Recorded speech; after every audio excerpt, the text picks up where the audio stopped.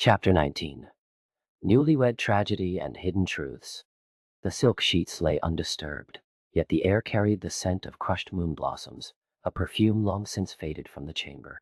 Keven Kung stood rigid in the doorway, the worn wood of the frame cool beneath his palm.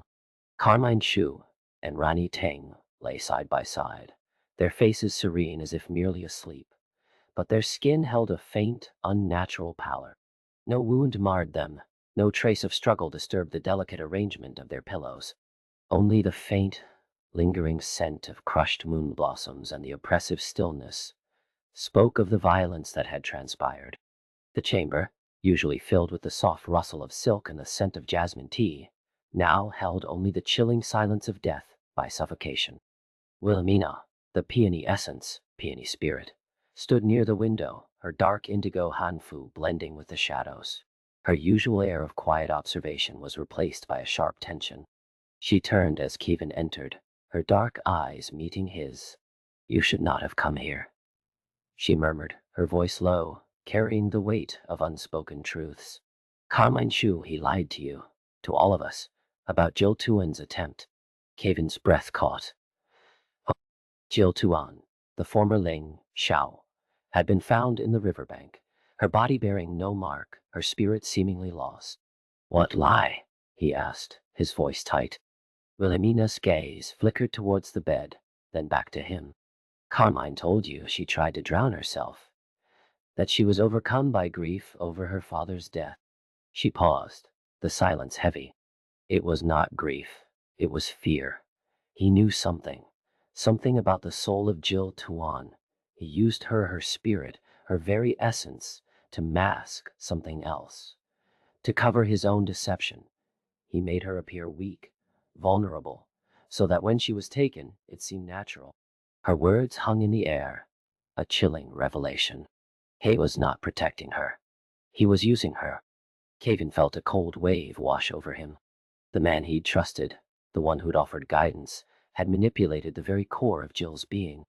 The grief he'd felt for the lost girl was now poisoned by this knowledge. He looked at the serene faces on the bed, the faces of two who had been part of the deception. "Why?" he breathed, the question raw.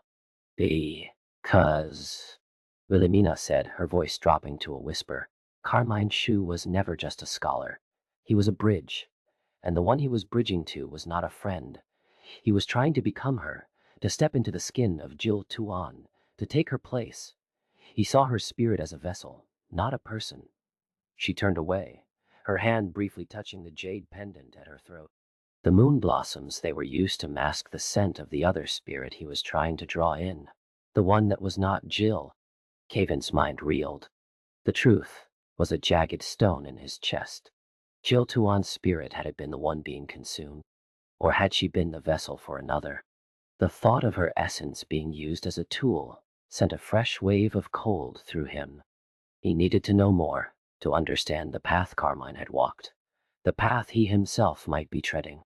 Later, in the dim light of a hidden chamber deep within the old manor, Keven found himself alone with Thi Shan. The air hummed with tension, thick as the scent of old incense. Thi Shan stood by a small, carved table, her fingers tracing the edge of a worn wooden box. Her usual calm was fractured, her dark eyes holding a storm of accusation and pain. "You knew," Keven stated, the words sharp, cutting through the heavy silence. "You knew about my father, about the other blood in my veins." Thi Shan flinched, her hand tightening on the box. She didn't turn. "I knew his name. I knew of him. The stories, they were never meant to be true." Her voice was strained, layered with years of pain. "My mother, she was a servant to the family. She knew your father, Keven, before the other blood claimed him. She knew the man he was, not the demon he became." She finally turned, her gaze locking onto his. She loved him, truly. She thought she could save him from the darkness. She thought he could be more than what he was. Keven felt the world tilt. His father, a man of honor, a pillar of the Jianghu, had been a demon. The man who had raised him, who had taught him to wield the sword, who had died protecting his village, it was a lie. A monstrous lie. "And you," he asked, his voice barely audible. Did you love him too? Or did you just hate the monster he became? Thi Shan's eyes glistened with unshed tears. I hated the monster, she whispered, the words tearing from her. But I loved the man I thought he was, the man she loved. And I hated him for breaking her heart, for breaking her. She took a shaky breath. That's why I know about the blood. That's why I knew you were the one who would come. Because of him. Because of the man I loved. No. The revelation struck Keven like a physical blow. The man he'd been taught to honor was a myth. The man Thi Shan had loved was a myth. The truth was a tangled web of love, deception, and a bloodline had never understood. He looked at Thi Shan, seeing not just the woman who had exposed him, but the girl who had carried a love for a ghost, a love that had been shattered by the very man he was named after. The anger within him began to melt, replaced by a profound, aching sorrow. My father, he said, the words heavy with new understanding. He was never the man you thought he was. And I am not the man he was. Thi Shan's shoulders slumped, the fight draining from her. I know, she whispered. I know you are not him. But the words held a new weight, a fragile understanding replacing the sharp edge of accusation. In the quiet hours after the confrontation, as the first light of dawn began to seep through the high, narrow windows of the manor, Carlton Yu found Keven sitting alone on a stone bench overlooking the garden. The air was still cold, the scent of dew heavy on the grass.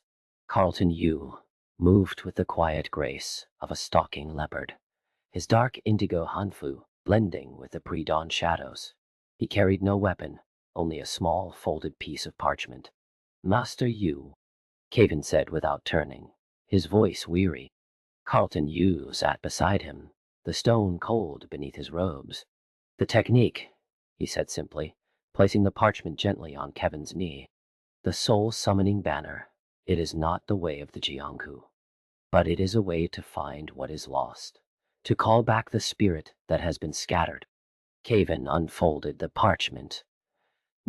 Intricate symbols and flowing script detailed a method of weaving energy, of creating a temporary anchor for a fragmented soul. It was a forbidden art, one whispered about in the darkest corners of the Jianghu, a way to bind a spirit to a physical object, to give it form, however fleeting, to guide it back to its path. It was a path of great risk, of potential madness for the summoner. You teach me this? Keven asked, his voice thick with disbelief. Carlton Yu met his gaze, his eyes holding a deep, quiet resolve. It is not for you to wield the banner, he said softly. It is for her, for the spirit that was taken from the riverbank, for the spirit that was used.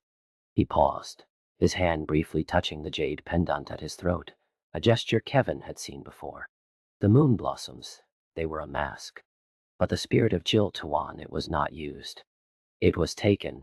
Her essence was pulled into the vessel Carmine Shu created. The banner, it might help her find her way back to herself. Not to be her, but to be Jill. Wah! Eda! Keven looked at the parchment, the symbols seeming to shimmer faintly in the dim light. It was a dangerous path, but it was the only path he could see now. He looked at Carlton Yu, the man who had been his silent mentor, his quiet protector, and felt a new depth of respect. Why? He asked. Carlton Yu's gaze drifted to the garden, where a single white flower bloomed in the cold. Because, he said, his voice barely a whisper, I saw the spirit of Jill Tuan, Keven, when Carmine Shu tried to draw it in. I saw the truth of her, not the vessel. The spirit. He turned back, his eyes holding a deep sorrow. She was not meant to be a bridge. She was meant to be her, and I could not let her be lost forever. Later, in the quiet solitude of the garden, Keven stood before a small, worn mirror. It was a simple, polished bronze disc, slightly tarnished, resting on a stone pedestal. Thi Shan stood nearby, her expression unreadable. She had been silent since the confrontation, her usual sharpness replaced by a quiet melancholy. She had found the mirror, a small, personal item of Jill's, lost in the chaos of Carmine's deception. Why? Keven asked, holding the mirror. It felt cold, heavy, with the weight of memory. Thi Shan stepped closer, her fingers brushing the edge of the mirror. It was her mirror, she said, her voice soft. The one she always carried, the one she used to check her hair before meeting him. She paused, her eyes meeting Kevin's. She used to say it was the only mirror that showed her true reflection. Not the one she saw in the river, not the one Carmine tried to make her into. Keven looked down at the mirror, the surface reflecting his own face. But beneath it he saw the faintest shimmer of a younger, brighter face, Jill Tuan's face. The memory of her spirit, the one Carlton Yu had described, flickered in his mind. He held the mirror up, the cool metal against his palm, the faint reflection of Jill's eyes seeming to look back at him. Thi Shan's hand reached out, her fingers gently touching his. It was a simple touch, but it carried a world of meaning. The anger, the accusation, the pain, they were still there, but beneath them, a new understanding had begun to form. She had seen the truth of her mother's love, the truth of the man she'd loved, and now she saw the truth of the man standing before her. She had not just exposed a demon, she had revealed a man trying to find his way back to himself. "Thank you," Keven whispered, the words simple but heavy with the weight of everything they had both endured. Thi Shan didn't speak, but her fingers tightened slightly on his, a silent acknowledgement. The mirror in his hands felt warmer now, the reflection of Jill Tuan's eyes seeming to glow faintly. It was not a promise of healing, not yet. But it was a beginning, a fragile, tentative shift in the landscape of their relationship, forged in the fire of truth and the quiet courage of those who had seen the light beneath the deception.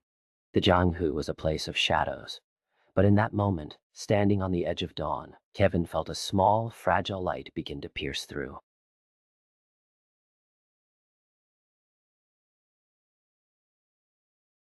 Thank you for being here. If you enjoyed this story, please subscribe and turn on the bell for updates. More beautiful stories are coming soon on YouTube channel, Many Stories with You.